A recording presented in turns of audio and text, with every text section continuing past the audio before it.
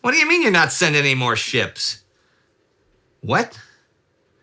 Just too many hours in the day. There's always the same number of hours in a day. What? Not counting night. I do not understand. July 10th, 1942. Surely achieving all of your operational goals is the best result of an offensive, right? And that's what the Axis have done in the Soviet Union this week. But in German high command, all it has led to is confusion and uncertainty.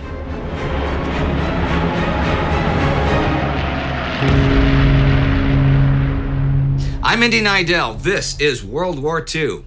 Last week, the big news was the Axis powers launching a summer offensive against the Soviet Union. Straight off the bat, this was wildly successful. They also completed their conquest of the Crimea, as Sevastopol finally was fully occupied. They had less success in North Africa, though, as Erwin Rommel's forces are finally halted at El Alamein. And there was serious foreboding, as two large Allied shipping convoys in northern waters were spotted by the Germans. And those convoys are in big trouble this week. On the 4th, Britain's first Sea Lord, Admiral Dudley Pound, orders Convoy PQ-17 to scatter. He thinks that the German heavy naval units that set sail last week will attack. But beyond that, the convoy is now within range of German land-based air units, so the home fleet cannot protect it without great danger to themselves. On the 5th, 13 ships of the convoy are sunk. The heavy units do make a sortie, but return home without striking because the planes and U-boats are successful enough to make surface units unnecessary.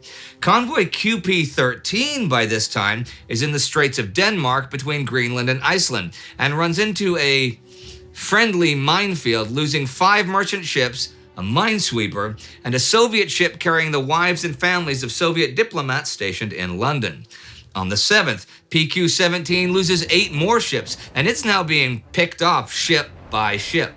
Starting already the 9th, and continuing into next week, stragglers will arrive into Soviet ports. The 11 merchant ships of the convoy that make it through to Archangel bring 164 tanks, 896 other vehicles, 87 planes, and 57,000 tons of other cargo.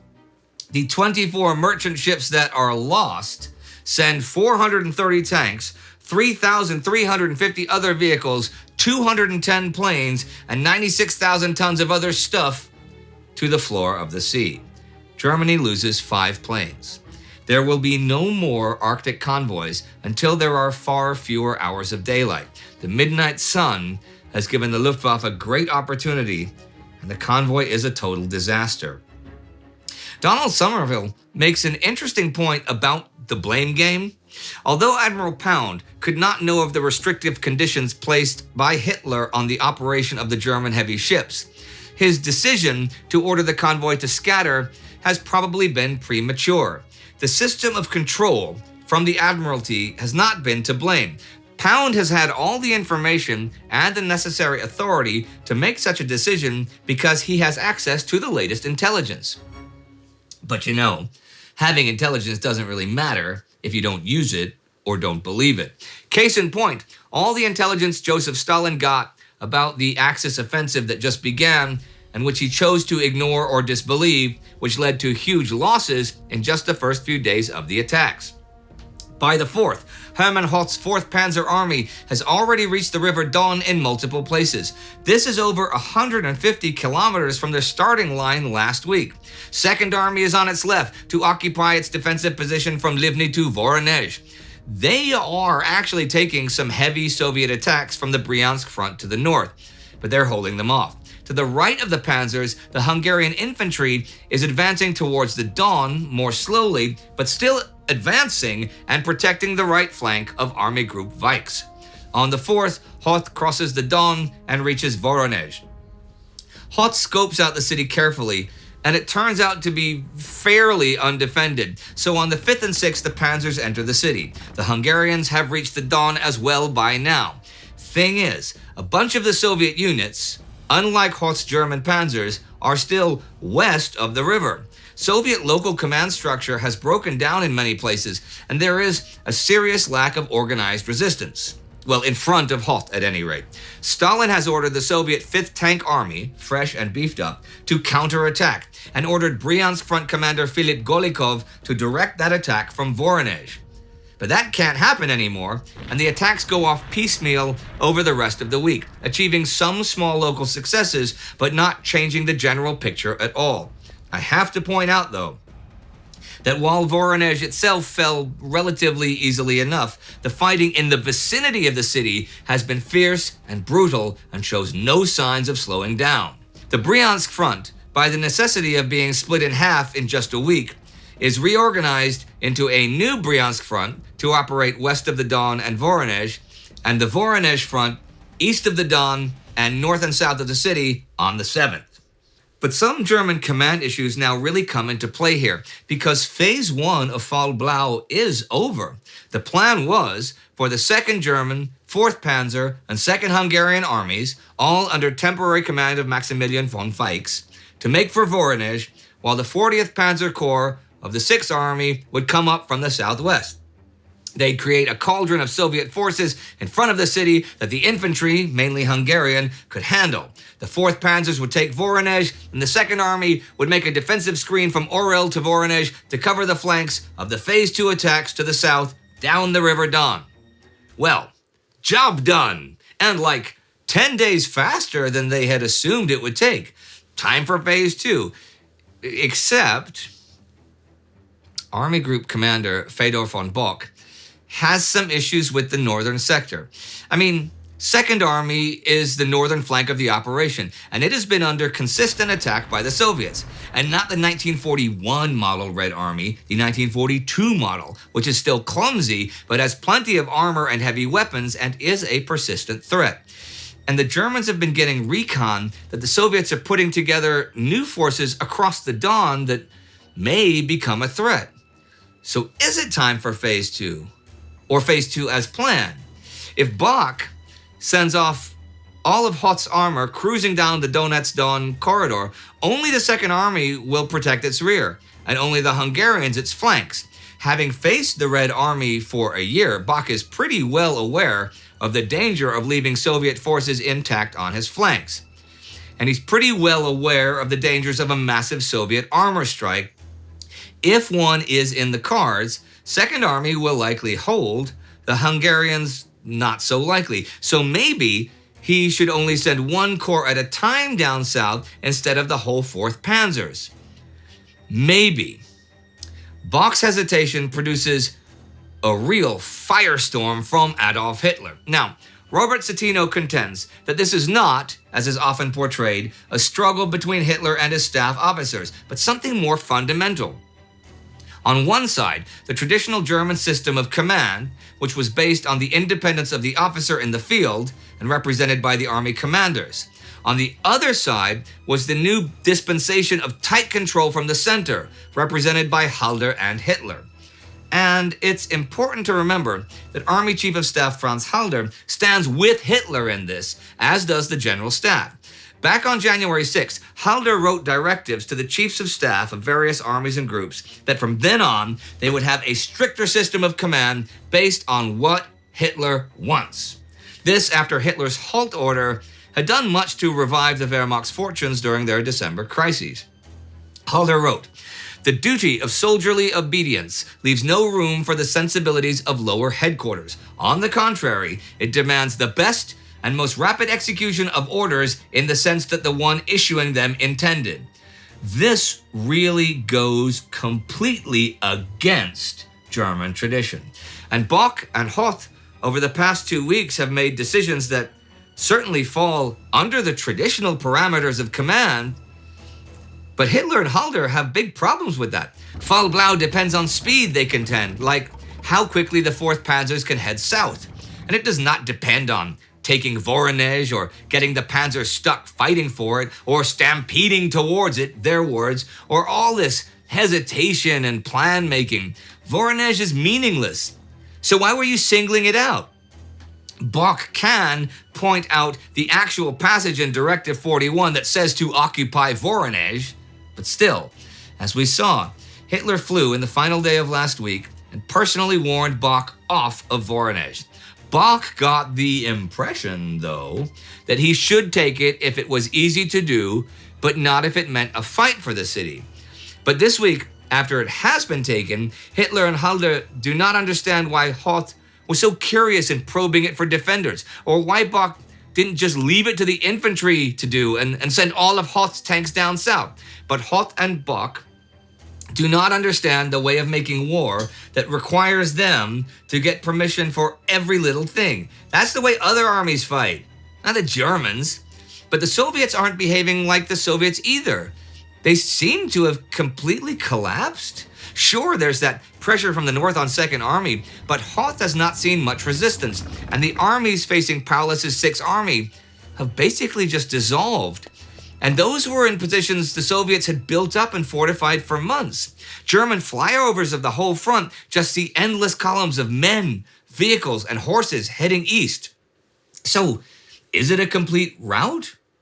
Or is it a planned retreat? Citino again. Historians today speak of the Red Army's strategic retreat in response to Operation Blue. It makes so much sense. Remove yourself from the shockwave of a front-loaded German operation. Survive the worst, the first 2 weeks, let's say, or a month, and then prepare to administer a counterblow. Those who are on the scene, however, describe something else: utter confusion, breakdown of Soviet command and control, large-scale desertions, abandonment of equipment. Strategic retreat may have simply been a case of employing a euphemism to hide an unpleasant reality. Many Red Army men of all ranks had decided they were still not ready to go toe-to-toe with the Wehrmacht on hard ground in good weather. World of Arms has this to say: at his insistence, it would appear, the forces in the southern area were ordered on or about July 6 to make fighting retreats instead of being halted in place to be surrounded and destroyed, as had happened in 1941. Vasilevsky is the Red Army Chief of Staff. It is hard to say whether so far it has been rout or retreat, but there are of course elements of both. Some higher commands have ordered some form of retreat. A lot of lower commands have lost control of their forces. In spite of the chaos, though, the Soviets have not lost operational command and control of their forces. But what does the lack of an enemy to fight mean for Fall Blau? Remember, the operation is not just about taking territory or resources. The plan is to destroy the fighting capability of the enemy. It says so straight out in the official directive. The plan is to surround and destroy or take prisoners by the hundreds of thousands in their path, like they did in 1941. But now there seem to be no enemy formations to take. Phase 2 of Blau involves sending the 1st Panzer Army out in a big thrust, what would link up with the 4th Panzers and 6th Army in a huge pincer movement that would take a huge amount of prisoners. Bach thinks now that they're going to send out most of the armor and waste a zillion tons of gas and surround nothing but grass.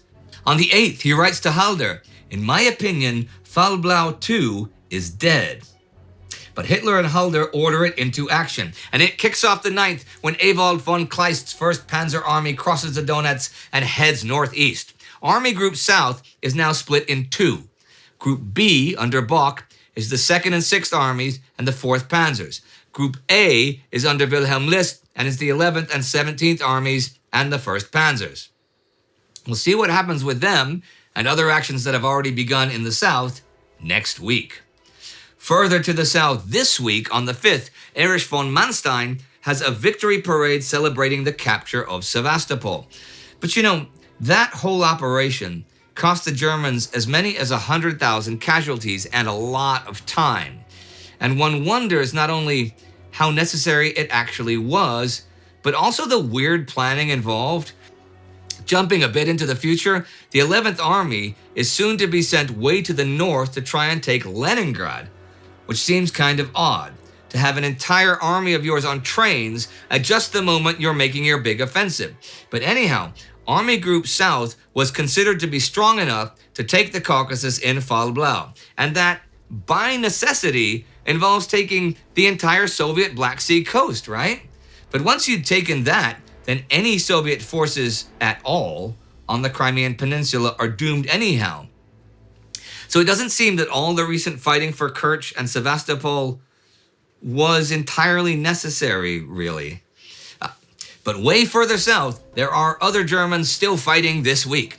At El Alamein, British 13th Corps tries and fails to break Erwin Rommel's flank, and Rommel fails to break through in the south. However, on the 10th, 30th Corps, in particular the Australian 9th Division, attacks and routs the Italian Sabratha Division around Tel El Aissa near the coast.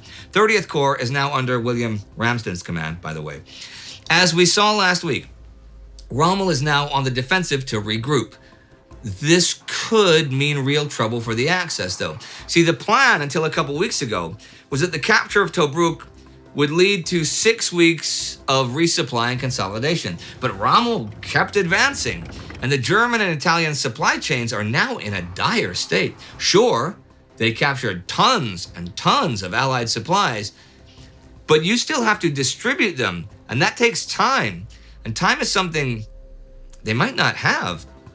Ammunition, gasoline, and above all water are vital, and the Axis lack the trucks, well, serviceable trucks anyhow, to keep themselves supplied. And importantly, as the Allies retreated, they sabotaged the coastal railway and destroyed all installations and supply points. The Royal Navy patrolling the coast makes local naval supply out of the question too. As Ken Ford writes, every kilometer east he traveled was one more kilometer over which every single item he needed to keep Panzer Armee Africa in action had to be trucked forward. So Rommel's troops are exhausted and worried about physical survival. But the British positions here are not strong by any measure. So Commander Claude Auchinleck does not issue any sort of final stand directive, but generally plans to defend locally, but to keep the enemy into a sort of canal, so that most of his units can finish organizing themselves into mobile columns, as I talked about a couple weeks ago. They're going to form battle groups so that in future, maximum force can be concentrated at decisive points. He is pretty uncertain whether or not he can stop Rommel, so plans are being made for a fighting retreat into the Nile Delta and up the river Nile itself. And with that, I will end what is so far the longest weekly episode script of the war. A week that sees further Axis gains in the Soviet Union, but concern and changes in the Axis High Command. A whole lot of concern and some changes in Soviet High Command, and no Axis gains in North Africa in spite of recent changes to Allied Command. And one more change in command this week. Karl Tui Spatz will command the U.S. Air Forces in Europe. Their first targets are Dutch airfields July 4th. That is the USA's 166th anniversary of declaring independence. And it is 6 U.S. planes joining the British in the raid.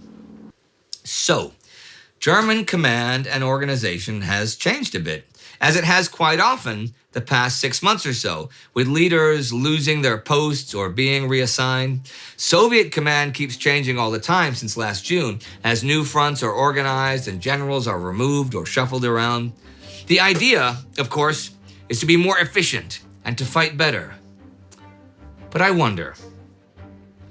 I'm going to end today with a quote that's often attributed to Gaius Petronius Arbeiter, but is in fact from the 20th century and a direct result of this war. Charlton Ogburn, who will fight in the Burma campaign as communications officer with Merrill's Marauders, who we will not see here for many more months, wrote this in an article about the Marauders published in Harper's Magazine in 1957. It concerns leadership and reorganizations. We trained hard, but it seemed like every time we were beginning to form up in teams, we would be reorganized. I was to learn later in life that, perhaps because we're so good at organizing, we tend to meet any new situation by reorganizing, and a wonderful method it can be for creating the illusion of progress while producing confusion, inefficiency, and demoralization. Stalin might not have believed his intelligence, but these spy and intelligence games, well, they have their ups and downs. And we have a pretty new mini-series about intelligence and spies during World War II, and you can check out the playlist for Spies and Ties right here. Our Time Ghost Army member of the week is Greer Krosno. It would be quite intelligent, to join the army because you'll be helping us finance all of this great historical content. And you can do that at timegoes.tv or patreon.com. Do not forget to subscribe, and I will see you next time.